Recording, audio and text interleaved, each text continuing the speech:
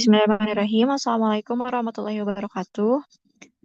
Kepada yang terhormat, Bapak Saifuddin Rahmatullah MSI selaku pengampu mata kuliah analisis bahan makanan dan kepada teman-teman semua yang telah menyempatkan hadir pada kesempatan kali ini.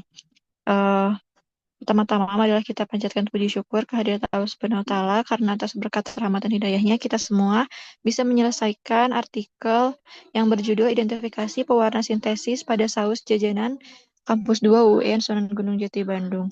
Adapun pada kesempatan kali ini anggota kelompok saya beranggotakan Anggun Fajar Pratiwi, Devia Risniawati, dan Hilda Lailatul Syifa. Eh, Pada kesempatan kali ini kami akan memaparkan hasil dari penelitian kami yang telah dilakukan. Alhamdulillah telah rampung. Mungkin langsung saja dimulai ya. Yang pertama ada abstrak. Pada penelitian ini bertujuan untuk mengidentifikasi keberadaan pewarna sintesis, khususnya rodamin B dalam saus jajanan yang dijual di Kampus 2 UIN Sunan Gunung Jati Bandung. Pewarna sintesis sering digunakan dalam industri makanan karena biayanya yang rendah dan stabilitasnya, namun dapat menimbulkan risiko kesehatan yang serius, termasuk iritasi, kerusakan organ, dan potensi kanker. Metode yang digunakan pada penelitian ini adalah kromatografi kertas untuk menganalisis sampel saus yang diambil dari pedagang kaki lima. Nah, hasil analisis ini menunjukkan adanya variasi warna dan nilai RF yang berbeda antara sampel dan standar rodamin B, yang mengindikasikan keberadaan pewarna tersebut dalam saus yang diuji. Penelitian ini menekankan pentingnya pengawasan yang ketat terhadap penggunaan pewarna sintesis dalam dalam makanan untuk melindungi kesehatan konsumen. Baik, yang berikutnya ada introduction atau pendahuluan yang akan disampaikan oleh Anggun. Kepadanya dipersilakan. Baik, terima kasih atas waktunya, moderator. Di sini saya akan menjelaskan di bagian pendahuluan, di mana yang pertama ada makanan. Makanan adalah kebutuhan pokok bagi manusia untuk mempertahankan kehidupannya. Oleh karena itu, makanan yang disajikan harus sehat, memiliki nilai gizi yang optimal, serta bebas dari bahan berbahaya dan memenuhi standar kebersihan. Nah, jika salah satu faktor tersebut terganggu, makanan yang dihasilkan dapat menyebabkan masalah kesehatan, penyakit, atau bahkan keracunan makanan. Berdasarkan Peraturan Menteri Kesehatan RI Nomor 722 Menkes per 9/8, bahan tambahan makanan atau BTM merupakan bahan yang bukan bahan utama dalam sebuah makanan, melainkan bahan yang memiliki atau tidak memiliki nilai gizi dengan sengaja ditambahkan dalam sebuah makanan. Nah, bahan tambahan makanan sendiri berupa pewarna, pengawet, penyedap rasa, anti gumpal, pemucat, dan pengental. Salah satu jenis produk makanan yang sering menggunakan bahan tambahan seperti pewarna dan pengawet adalah contohnya saus, di mana saus adalah produk berbentuk pasta dengan aroma khas dari tomat ataupun cabai, dan banyak saus yang mengandung zat berbahaya beredar di masyarakat, terutama karena meningkatnya jumlah industri rumahan yang tidak mengikuti standar yang benar dalam pembuatan saus. Nah, zat warna sintesis banyak digunakan dalam makanan karena sifat zat warna sintesis yang umumnya lebih murah, lebih mudah digunakan, stabil, daya warna yang lebih baik, dan memiliki rentang warna yang lebih luas. Namun, zat warna sintesis sendiri memiliki dampak negatif bagi kesehatan. Nah, salah satu contoh pewarna sintetis itu ada rodamin B yang banyak digunakan dalam produk makanan termasuk saus, di mana penggunaan pewarna ini menimbulkan berbagai dampak negatif bagi kesehatan, terutama ketika digunakan secara tidak tepat. Rodamin B sendiri sering ditemukan dalam saus sambal dan produk makanan lainnya. Dan rodamin B ini dapat menyebabkan iritasi pada saluran pencernaan dan gejala keracunan. Paparan jangka panjang dap- eh, pada rok- Paparan jangka panjang rodamin B sendiri dapat mengakibatkan kerusakan hati dan meningkatkan resiko kanker, di mana pewarna sintesis dapat memicu reaksi alergi yang serius pada beberapa individu. Gejala yang mungkin muncul termasuk gatal-gatal, sesak nafas, dan bahkan anafilaksis. Nah, beberapa penelitian menunjukkan bahwa konsumsi pewarna makanan buatan dapat berhubungan dengan masalah perilaku pada anak-anak, termasuk hiperaktivitas dan gangguan perhatian. Efek konsumsi rodamin B dalam jumlah besar dan berulang-ulang akan terjadi penumpukan dalam tubuh yang dapat menimbulkan iritasi pada mukosa, saluran pencernaan, dan bila terhirup dapat mengiritasi saluran pernafasan. Iritasi pada kulit, mata tampak kemerahan, serta menimbulkan kerusakan pada organ hepar atau ginjal. Selanjutnya pada bagian research method, di mana metode review yang melibatkan serangkaian langkah yang sistematis untuk menganalisis adanya kandungan rodamin B pada sampel saus pada jajanan kampus 2 UIN Sunan Gunung Jati Bandung. Nah, metode penelitian yang kami gunakan yaitu dilakukan dimulai dari pengambilan sampel, pembuatan larutan fasa gerak atau LUN, pembuatan standar rodamin B, penentuan harga RF standar, penentuan harga RF sampel, analisis data, dan pelaporan. Selanjutnya, analisis data penelitian ini melalui perhitungan RF yang didapatkan dari sampel dan standar, kemudian dilanjutkan dengan membandingkan harga RF sampel dan standar. Nah, metode yang kami gunakan itu menggunakan kromatografi. Sekian dari saya, selanjutnya saya kembalikan ke moderator. Baik, terima kasih kepada Anggun. Berikutnya ada result and discussion atau hasilan pembahasan yang akan disampaikan oleh Hilda. Kepadanya dipersilakan. Baik, terima kasih kepada moderator. Selanjutnya mengenai hasil dan pembahasan dari identifikasi senyawa rodamin B, di mana pewarna pangan alami diekstraksi dan diisolasi dari berbagai tanaman dan hewan yang tidak memberikan efek berbahaya, sehingga dapat digunakan dalam sejumlah pangan tertentu, namun pewarna alami memiliki kestabilan yang rendah, warnanya yang kurang cerah, dan juga distribusi yang tidak merata. Meski sangat murah, sebaliknya pewarna sintetik dan produk metabolitnya bisa menjadi toksik dan menyebabkan kanker, deformasi, dan masalah lain jika dikonsumsi dalam jumlah besar. Penampilan makanan memainkan peran penting dalam menarik perhatian konsumen. Walaupun makanan tersebut enak, jika tampaknya tidak menggugah selera, saat disajikan hal itu dapat mengurangi keinginan orang untuk menikmatinya. Menurut penelitian yang dilakukan oleh Sanjur juga mengatakan bahwa tampilan makanan dan minuman adalah faktor utama yang mempengaruhi preferensi dan kesukaan dari konsumen. Kualitas bahan makanan umumnya ditentukan oleh berbagai faktor seperti rasa, warna, tekstur, dan juga nilai gizi. Namun, sebelum faktor-faktor tersebut dipertimbangkan, warna secara visual seringkali muncul terlebih dahulu dan kadang-kadang sangat menentukan. Bahan yang bergizi, enak, dan bertekstur baik tidak akan dikonsumsi jika tidak menarik secara visual. Penelitian pada manusia, boleh di next ke bawah. Ke atas lagi dikit. Nah, ya, oke. Penelitian pada manusia menunjukkan bahwa pewarna makanan dapat memicu reaksi alergi yang lebih luas, terutama pada individu-individu yang sensitif. Salah satu pewarna sintetis yang berbahaya dan banyak ditemukan pada warna merah adalah rodamin B. Nah, rodamin B ini merupakan pewarna yang dilarang karena sangat berbahaya bagi kesehatan. Menurut Menteri Kesehatan nomor 239, Menkes per 585, namun penggunaan rodamin B dalam makanan masih terdapat di lapangan. Nah, di sini ditunjukkan gambar struktur dari rodamin B, di mana rodamin B ini berbahaya bagi kesehatan manusia karena sifat kimia dan kandungan logam beratnya. Rodamin B mengandung senyawa klorin Cl yang merupakan senyawa halogen yang berbahaya dan juga reaktif. Jika tertelan, maka senyawa ini akan berusaha mencapai kestabilan di dalam tubuh dengan cara mengikat senyawa lain dalam tubuh. Hal inilah yang bersifat racun bagi tubuh.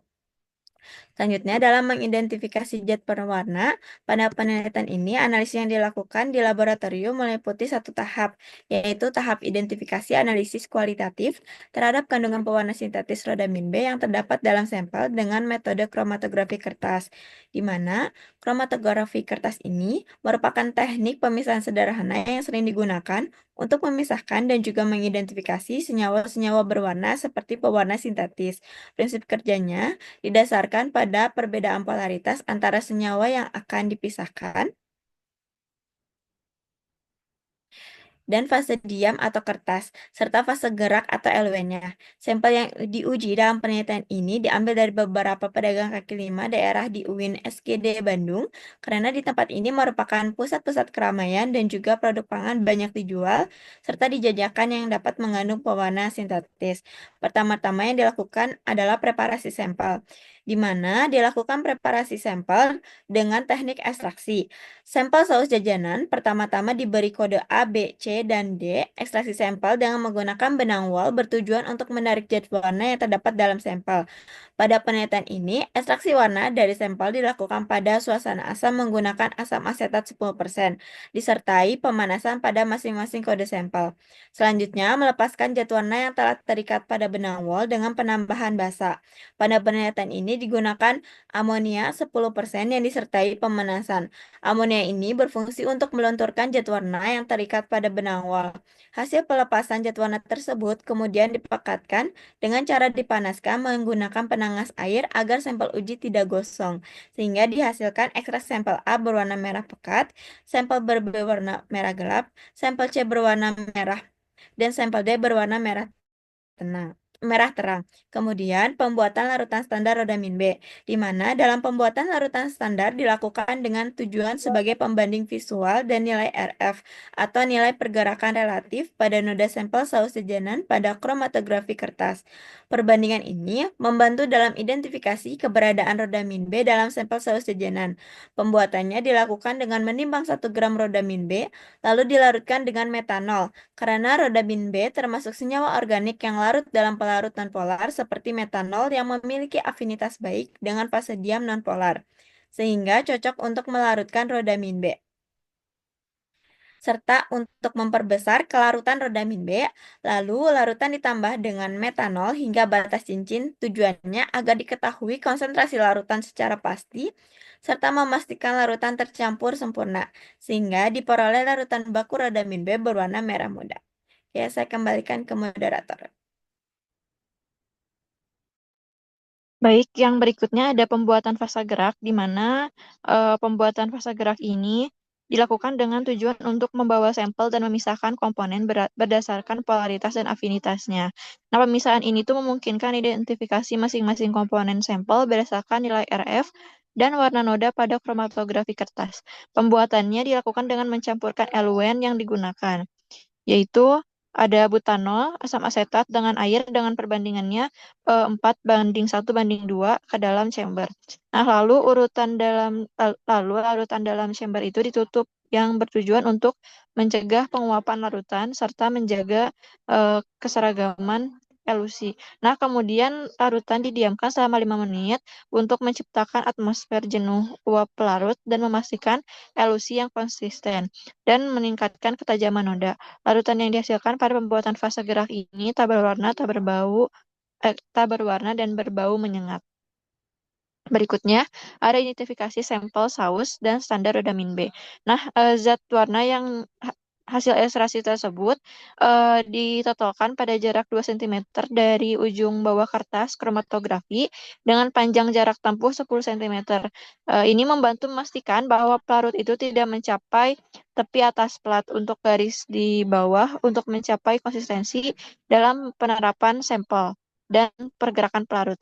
Nah, lalu menotolkan larutan sampel uji dengan kode A, B, C, D di atas kromatografi kertas dengan pipa kapiler. Nah, di mana pipa kapiler ini berfungsi sebagai aplikator larutan sampel dalam volume kecil dan terkontrol pada titik yang tepat di kromatografi kertas. Nah, jumlah sampel yang ditotalkan kurang lebih 1 mikroliter ya. Nah, tetesan ini harus diusahakan sekecil mungkin. Boleh dikatakan dengan meneteskan berulang kali dan dibiarkan mengering sebelum totalan berikutnya dikerjakan. Nah, setelah itu didiamkan beberapa saat sampai mengering dan memastikan bahwa spot itu tidak melebar atau menyebar sebelum proses elusi dimulai. Lalu, memasukkan kromatografi kertas ke dalam chamber yang berisi fase gerak yang telah dijenuhkan dengan pengamatan larutan dalam chamber terserap pada ujung bawah kromatografi kertas dan mulai naik. Lalu mendiamkan larutan sampel dan larutan standar B bergerak ke atas dengan hasil kromatografi kertas basah dan larutan menjadi semakin naik ke atas sampai batas atas. Mengangkat dan mengeringkan pada kromatografi kertas menjadi kering. Nah, warna noda yang dihasilkan pada standar berwarna merah muda pink, sedangkan pada sampel A menjadi warna merah keorenan, sampel B jadi warna oranye kekuningan, sampel C menjadi oranye, dan sampel D menjadi merah keorenan. Berikutnya dihitung nilai RF-nya untuk membalikan ukuran relatif pergerakan senyawa dibandingkan dengan pergerakan pelarut sebagai interpretasi hasil kromatografi. Nah, di mana di sini ada disediakan tabel. Tabelnya itu yaitu jarak node dan jarak LWN. Boleh di-scroll ke bawah. Nah, ada kode sampelnya di mana ada kalau larutan standar itu jarak nodanya 4,8, jarak LWN-nya 6 dan RF-nya 0,73, di mana warna nodanya itu pink. Nah, untuk A ini larutan A jarak nodanya 2,45, jarak LWN-nya 6, RF-nya 0,40, warnanya merah keorenan.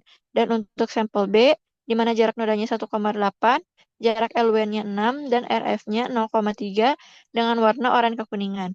Untuk sampel C, jarak nodanya 1,2, jarak LWN-nya 6, dan RF-nya 0,2 di mana warnanya oranye.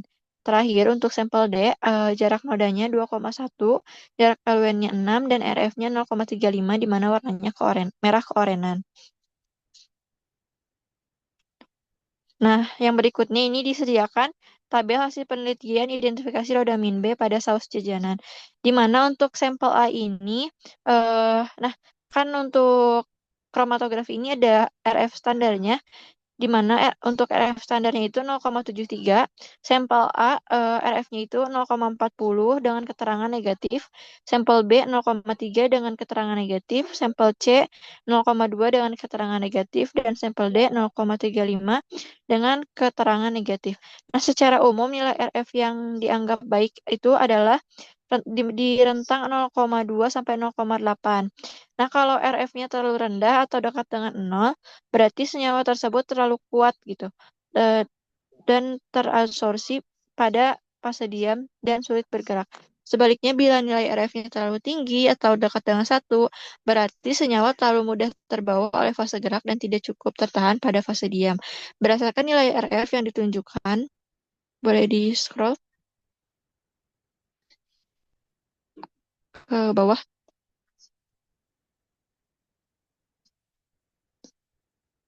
Di mana yang ditunjukkan pada tabel bahwa semuanya sudah memenuhi kriteria nilai RF. Nah, artinya LWN yang digunakan pada kali ini efektif gitu. Nah, berdasarkan hasil yang dihasilkan, semua sampel dengan kode ABCD dari segi warna noda tidak sama dan antar sampel dan standarnya gitu. Nah, jika dilihat dari nilai RF, sampel tidak sesuai dengan RF standar rodamin B, artinya sampel dengan kode ABCD negatif atau tidak mengandung rodamin B. Baik, untuk yang berikutnya ada conclusion atau kesimpulan, di mana untuk kesimpulan pada hasil penelitian ini menunjukkan bahwa tidak ada sampel saus yang diuji mengandung rodamin B.